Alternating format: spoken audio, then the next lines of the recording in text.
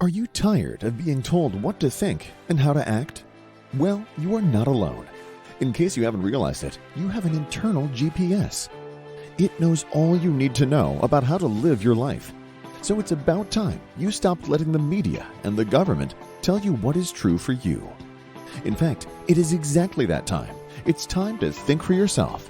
And here to make sure you're doing just that is your host, mediator, author, and lawyer, Carol Gold. Hi, it's Sunday, March 19th. I'm Carol Gold, and welcome to Think for Yourself. I want to talk a bit about energy. And I do want to talk about it in terms of the energy crisis around the world. But I want to look at it from a higher perspective, as I often do on the podcast. And I want to combine it with looking at human nature as well. So let's start with human nature. It's human nature to want to control our own lives. There's something in all of us that wants to be able to do that. Then there's another quality among humans, which is to control the lives of those who are in our immediate vicinity, right? Who are in our families, who are our friends, who are the people that we work with. And then there's another level of control that humans have, which is to control everything and everyone around them. In terms of the last one, the need to control or the desire to control everyone and everything, it's very evident throughout human history that that occurs, and has occurred, rather. I guess that's the better way to say it, that it has occurred. And we know that because of empires and of dictators and of people who have tried to control entire populations, entire societies. I guess the prototypical story is in the Bible. It's the Tower of Babel story, where the human ego became so inflated and out of control that certain of them, who were in charge of the mass population, they were going to build a tower to the heavens. They were going to reach to the gods and thereby become gods themselves. And of course, the outcome was destruction. Because throughout human history, whenever anyone tries that, the outcome is destruction. Because it's not the way things are supposed to operate.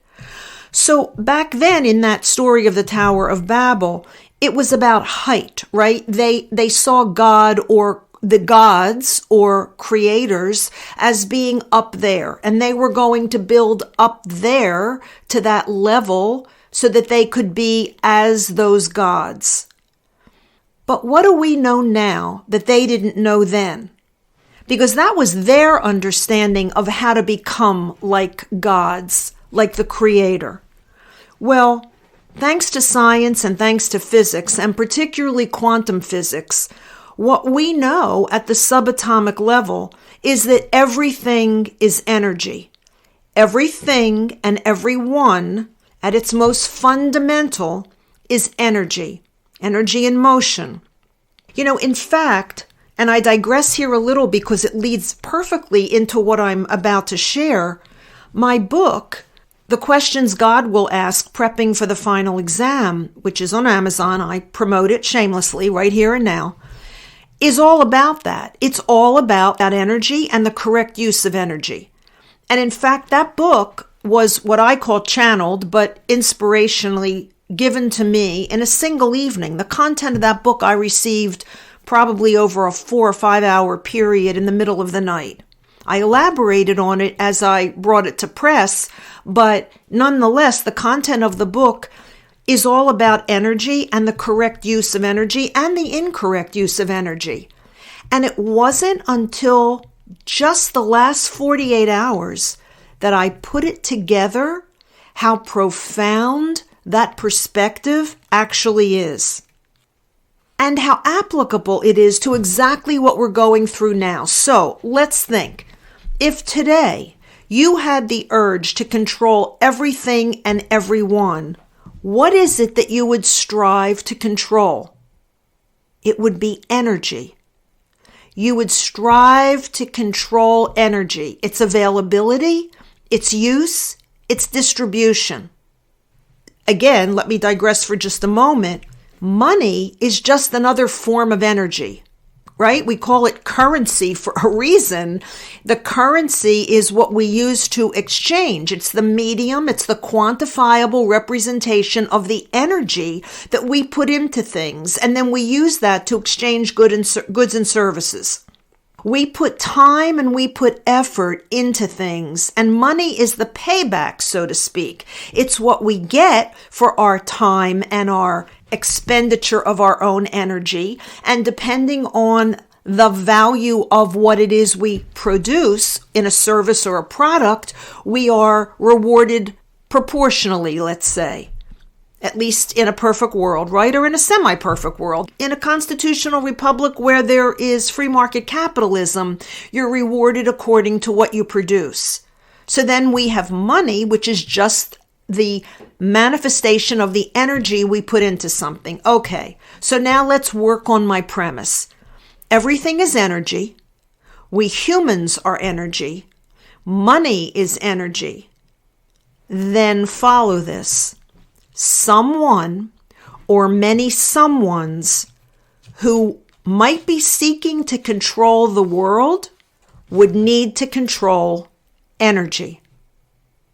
The shutdown of the XL pipeline on the same day that President Biden approved Nord Stream 2, the Russian gas pipeline into Europe. The deliberate diminishment of the United States' ability to be energy independent. The call by specific individuals for complete transformation of our forms of energy, allegedly to save the planet, while those same individuals hypocritically squander and spew the very energy they claim the masses, the rest of us, need to reduce. The control of human energy, its use, its movement, its exchange of energy with other humans by way of lockdown during COVID. Media empires trying to control information, calling some of it misinformation and disinformation. Whatever they don't want out is mis or disinformation. They're controlling the energy of communication. The centralization and the control and the use of money, central bank digital currency, at the same time that the government is attempting to shut down non-governmental forms of digital currency, cryptocurrency. And I say this because Article 12 of the UCC is now being looked at by all of the individual states. And what that article has done, it legalizes a central bank U.S. digital currency as the only truly defined money that can be used for goods and services. So they're ruling out everything else to make sure they have control of the money. Everything that is happening to us now is the result of a specific group of people who are seeking to control energy in every form. The now destruction of Nord Stream 2, right? First there was the permission to use it by the Biden administration, and then it was just destroyed, allegedly, by the Biden administration. It is a lustful, obsessive, full-throttled use of means of trying to control energy throughout the planet because they falsely believe, as everyone throughout history who has tried this believed, that if they could do X, and in our time it's control energy because we have the most advanced understanding of how reality works and what its elemental properties are, that they will be like gods. This isn't new. It's very old.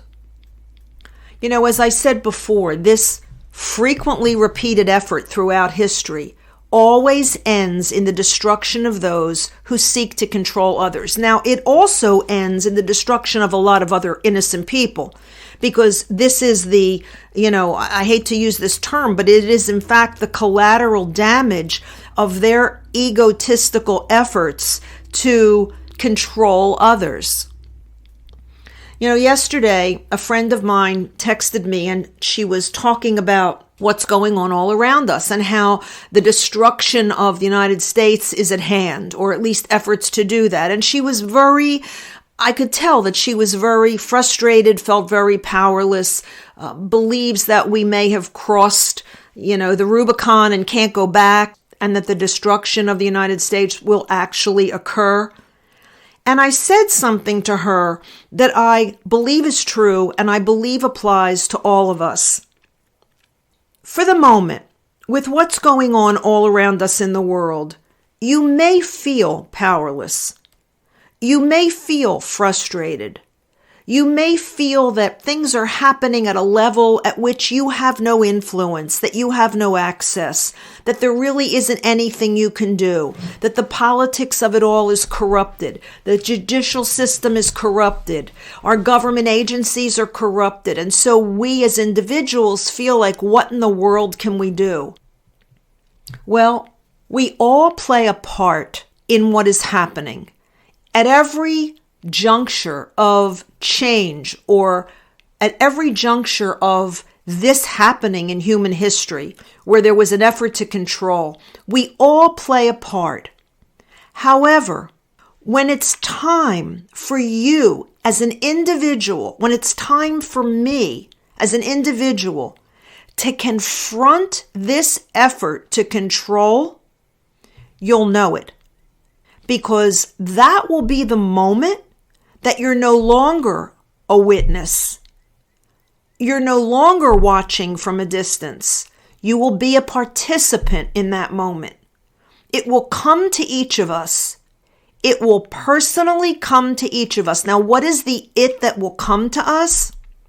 It's the effort to control us in a very personal way. It will come to each of us differently.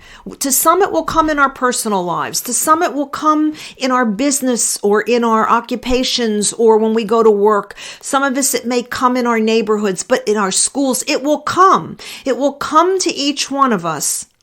And when it does, each one of us must be prepared, ready, and courageous enough to take a stand when it happens and say the following. In essence, say the following, whether you literally say it or whether you simply act upon it, although it might not be a bad thing to memorize and say.